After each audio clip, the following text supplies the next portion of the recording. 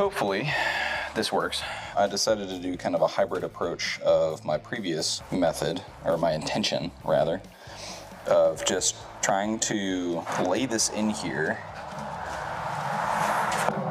sideways and hopefully get enough of a layer not to mess it up. But this is unfortunately the hardest part of this process, and not because it's messing around with the goopy refractory cement, but because the refractory cement doesn't actually want to stick to the blanket. So you kind of end up pulling pieces of blanket off, and yes, also because it's goopy and sticks to your